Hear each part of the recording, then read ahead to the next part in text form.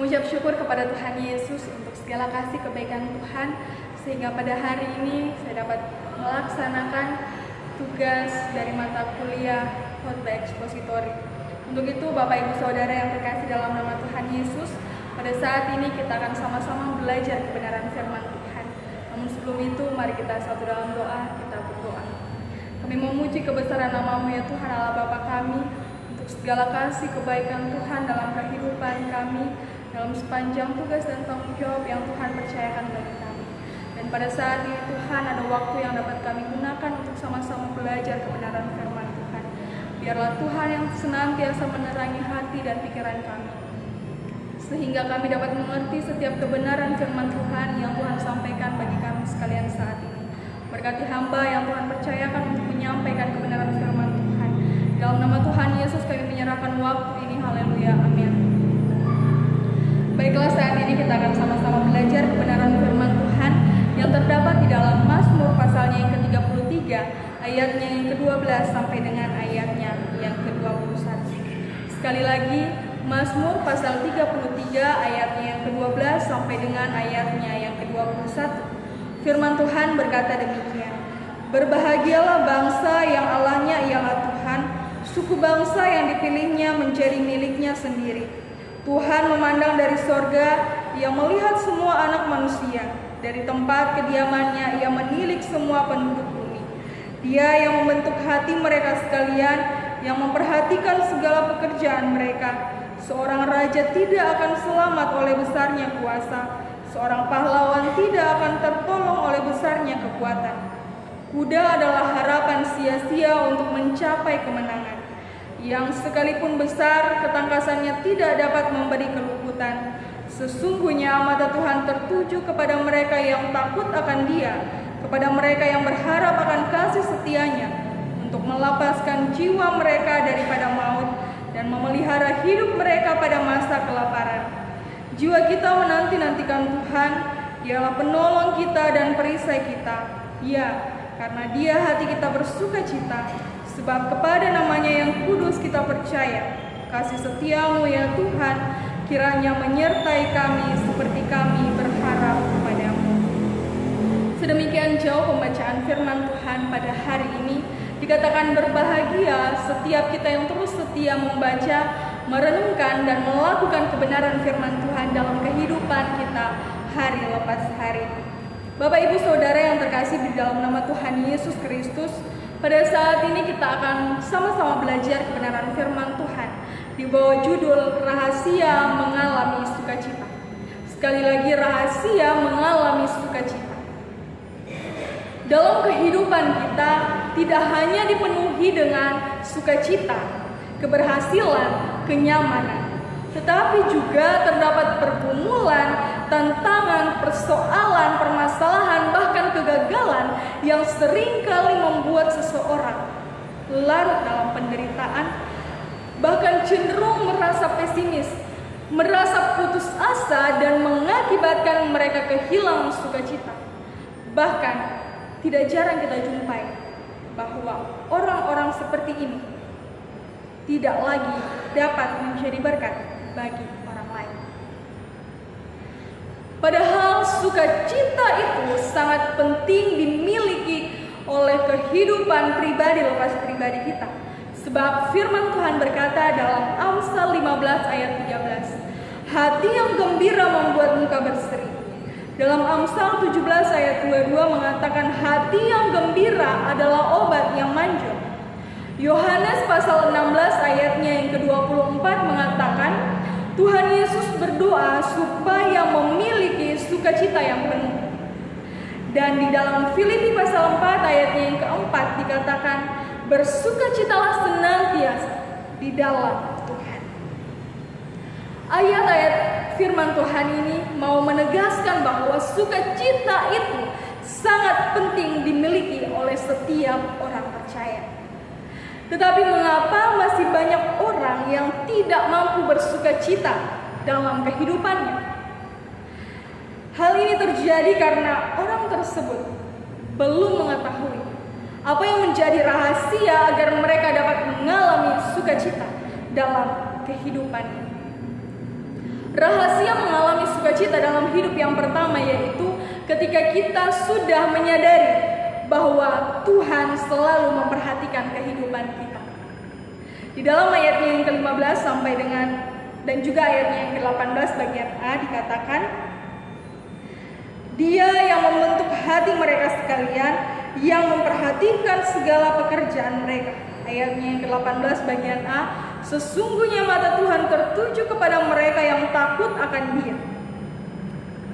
Ayat firman Tuhan ini mau mengatakan bahwa Tuhan selalu atau terus-menerus melihat dengan seksama, melihat dengan teliti. Allah akan terus mengamati, menilik, dan memperhatikan, bahkan peduli kepada kehidupan pribadi lepas pribadi kita. Perhatikan kata kerja dalam ayatnya yang ke-13 sampai dengan ayatnya yang ke-15. Di sana dikatakan memandang, melihat, menilik, dan memperhatikan. Itu berarti bahwa tidak ada yang tersembunyi di hadapan Tuhan. Apapun yang saat ini menjadi pergumulan, persoalan, bahkan masalah yang kita alami, semua diketahui oleh Tuhan. Sama seperti orang tua ketika memiliki seorang anak balita, maka orang tua akan terus mengawasi, orang tua akan terus mendampinginya, orang tua akan terus memantau perkembangan si balita. Seperti itu juga Allah yang senantiasa memantau, memperhatikan, dan mengawasi kehidupan pribadi lepas pribadi kita. Untuk itu, saat kita mampu menyadari bahwa Tuhan terus memperhatikan kita, maka pada saat itu juga seharusnya kita mampu untuk mengucap syukur. Yang kedua, yang menjadi rahasia kita dapat mengalami sukacita dalam kehidupan kita, yaitu ketika kita dapat menyadari keterbatasan kita sebagai manusia. Dalam ayatnya yang ke-16 sampai 17 dikatakan, seorang raja tidak akan selamat oleh besarnya kekuasaan. Seorang pahlawan tidak akan tertolong oleh besarnya kekuatan. Kuda adalah harapan sia-sia untuk mencapai kemenangan, yang sekalipun besar ketangkasannya tidak dapat memberi keluputan. Sesungguhnya mata Tuhan tertuju kepada mereka yang takut akan Dia, kepada mereka yang berharap akan kasih setia-Nya. Artinya bahwa semua makhluk ciptaan Tuhan, baik itu hewan, tumbuhan, bahkan kita sebagai manusia yang merupakan ciptaan yang sangat mulia, kita juga mempunyai keterbatasan. Dalam ayatnya yang ke-16 sampai 17 memberikan gambaran kepada kita semua tentang keterbatasan itu. Yang pertama, raja, berkaitan dengan kekuasaan, ayatnya yang ke-16a. Yang kedua, pahlawan, berkaitan dengan kekuatan, dalam ayatnya yang ke-16b. Dan yang ketiga, kuda, berkaitan dengan ketangkasan, kecakapan, dan keterampilan, ayatnya yang ke-17. Bapak Ibu Saudara yang terkasih dalam nama Tuhan Yesus, semua orang termasuk saya dan saudara memiliki keterbatasan. Ketika kita menyadari keterbatasan kita sebagai manusia, maka kita akan mengingat bahwa kita ini hanyalah seorang ciptaan yang tentunya membutuhkan Allah Bapa, yaitu Sang Pencipta kita. Di dalam Alkitab ada tertulis satu tokoh yang sangat kuat, yaitu Simson. Dia adalah seorang hakim yang menyelamatkan orang Israel dari tangan orang Filistin. Dia adalah seorang hakim yang sangat kuat, di mana dia mampu membunuh 30 orang Filistin. Bahkan dia mampu menangkap 300 ekor anjing hutan dan mengikat ekor dengan ekor secara berurut. Tentu kalau dibandingkan dengan kita yang ada saat ini, untuk menangkap satu ekor anjing saja begitu sulit, apalagi dikatakan anjing liar. Tetapi seorang Simson, dia mampu menangkap 300 ekor anjing hutan. Ketika kita mengingat dalam kehidupan kita sebagai manusia, ternyata walaupun Simson dikatakan orang yang sangat kuat, ternyata dia juga mempunyai keterbatasan. Keterbatasan Simpson ada pada rambutnya, dimana ketika rambutnya digunting maka seluruh kekuatannya itu hilang. Ternyata ini mampu menyatakan bahwa orang yang paling kuat sekalipun mempunyai keterbatasan. Untuk itu sangat penting bagi kita untuk menyadari bahwa kita sebagai manusia memiliki keterbatasan, agar kita terus berharap, bersandar, dan menyerahkan seluruh kehidupan kita untuk dituntun, dipelihara oleh Tuhan. Sehingga melalui semuanya itu kita mampu untuk bersukacita. Yang ketiga, yang menjadi rahasia kita mengalami sukacita dalam hidup kita, yaitu ketika kita sudah mampu menyadari bahwa hidup ini adalah anugerah. Dalam ayatnya yang ke-18 sampai dengan ayatnya yang ke-20 dikatakan, sesungguhnya mata Tuhan tertuju kepada mereka yang takut akan Dia, kepada mereka yang berharap akan kasih setia-Nya, untuk melepaskan jiwa mereka daripada maut dan memelihara hidup mereka pada masa kelaparan. Jiwa kita menanti-nantikan Tuhan, Dialah penolong kita dan perisai kita.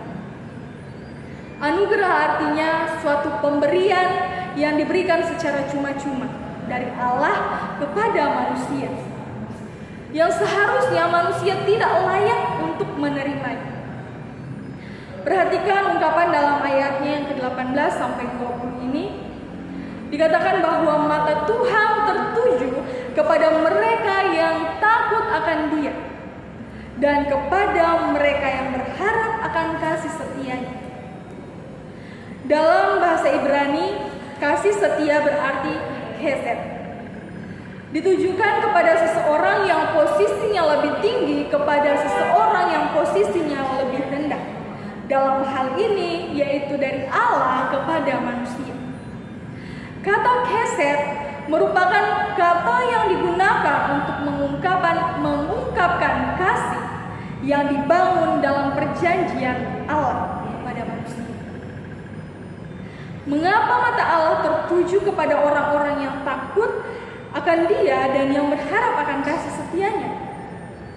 Yaitu untuk melepaskan jiwa mereka dari maut dan untuk memelihara kehidupan mereka. Untuk itu Bapak Ibu Saudara yang terkasih di dalam nama Tuhan Yesus, sebagai orang percaya yang takut akan Tuhan dan yang berharap kepada kasih setia Tuhan, kita tidak perlu takut saat kita mengalami kesulitan, permasalahan, pergumulan. Kita tidak boleh menyerah ketika kita mengalami yang namanya kegagalan. Karena Tuhan Yesus akan senantiasa memelihara kehidupan kita. Dan ini adalah bentuk anugerah yang luar biasa yang Tuhan anugerahkan dalam kehidupan kita. Tentu Bapak Ibu Saudara sudah pernah mendapat sebuah hadiah. Ketika kita menerima hadiah, kita tidak perlu membayar atau memberikan uang kepada orang yang memberikan. Jika kita memberikan uang, itu namanya kita membeli, bukan hadiah. Karena hadiah adalah pemberian yang diberikan secara cuma-cuma, secara gratis, tidak perlu untuk dibayar. Anugerah diberikan sebagai hadiah kepada kita, sama seperti kasih Tuhan kepada orang-orang yang takut akan Dia dan yang berharap akan kasih setia-Nya. Untuk itu kita harus bersyukur karena kita masih diberikan kekuatan, kemampuan oleh Tuhan. Bahkan kita sangat bersyukur kepada Tuhan ketika kita masih boleh ada sampai dengan saat ini. Kita masih diberikan nafas hidup sampai dengan saat ini, itu semua adalah anugerah Tuhan. Ketika kita membandingkan dengan orang yang sudah berada di rumah sakit, bahkan untuk bernafas mereka membutuhkan oksigen. Tetapi kita yang ada saat ini, kita dapat menghirup udara dengan bebas, tanpa perlu membayar. Untuk itu mari kita imani dalam kehidupan kita bahwa hanya Tuhan Yesus saja yang menjadi satu-satunya andalan kita dalam segala perkara. Bapak Ibu Saudara yang terkasih di dalam nama Tuhan Yesus, di dalam Markus pasal 6 ayat 45 sampai ayatnya yang ke-52, yaitu peristiwa Yesus berjalan di atas air. Setelah Yesus memberi makan 5.000 orang, Yesus memerintahkan murid-muridnya untuk naik ke perahu dan berangkat lebih dahulu ke Betsaida. Sedangkan Yesus masih ada di darat dan Yesus pergi ke bukit untuk berdoa. Ketika hari sudah malam dan perahu murid-muridnya sudah ada di tengah danau, Yesus yang masih berada di daratan ini melihat bahwa murid-muridnya ini bersusah payah untuk mendayung perahu mereka karena angin sakal. Kira-kira jam 3 malam, Yesus datang menghampiri murid-muridnya ini dengan berjalan di atas air. Ketika Yesus naik ke perahu mendapatkan murid-muridnya, angin sakal ini pun reda. Melalui peristiwa ini, kita dapat melihat bahwa yang pertama, Tuhan Yesus memperhatikan murid-muridnya.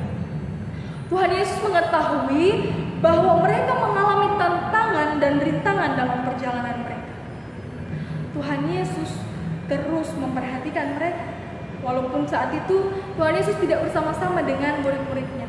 Mereka mempunyai jarak yang cukup panjang, di mana saat itu murid-muridnya sudah berada di tengah danau. Sedangkan Tuhan Yesus masih ada di darat. Tetapi Tuhan Yesus melihat, terus memperhatikan murid-muridnya dari kejauhan. Yang kedua, walaupun sebagian besar murid-murid Yesus dulunya sebelum mereka dipanggil, mereka berprofesi sebagai nelayan. Dan tentunya mereka sudah terbiasa menghadapi badai, angin sakal. Tetapi sebagai manusia biasa mereka juga mempunyai keterbatasan. Mereka tetap membutuhkan Tuhan Yesus untuk menolong mereka. Dan yang ketiga, Tuhan Yesus menyatakan anugerahnya melalui pertolongannya bagi murid-muridnya, yaitu Yesus meredakan angin sakal. Tuhan Yesus mengetahui apa yang menjadi kendala bagi murid-muridnya. Tuhan Yesus mengetahui bahwa murid-muridnya mempunyai keterbatasan dan membutuhkan Dia, sehingga Dia datang di waktu yang tepat. Tetapi dalam rentan waktu yang cukup lama, Tuhan Yesus memberikan kesempatan kepada murid-muridnya untuk berusaha, untuk terus mengupayakan agar mereka bisa mendayung perahu ini. Tetapi sebagai manusia biasa, sekali lagi, mereka mempunyai keterbatasan. Untuk itu Bapak Ibu Saudara yang terkasih dalam nama Tuhan Yesus, rahasia mengalami sukacita dalam kehidupan kita, yaitu ketika kita sudah mampu menyadari bahwa Tuhan Yesus senantiasa memperhatikan kehidupan kita. Yang kedua, kita menyadari keterbatasan kita sebagai manusia yang membutuhkan Allah, yaitu pencipta kita. Dan yang ketiga, kita mampu bersukacita ketika kita sudah menyadari bahwa kehidupan yang kita miliki saat ini yaitu anugerah pemberian Allah. Demikian firman Tuhan. Tuhan Yesus memberkati kita semua. Mari kita berdoa. Terima kasih Tuhan untuk kebenaran firman-Mu yang dapat kami pelajari bersama pada saat ini. Mampukan kami Tuhan untuk melakukannya di tengah-tengah kehidupan kami. Mampukan kami untuk dapat menjadi berkat dimanapun kami pergi dan berada. Ini yang menjadi doa kami Tuhan. Kami menyerahkan sepanjang waktu yang Tuhan masih anugerahkan bagi kami dalam melakukan setiap tugas dan tanggung jawab kami. Haleluya. Amin. Kebenaran firman Tuhan. Tuhan Yesus memberkati kita semua. Shalom.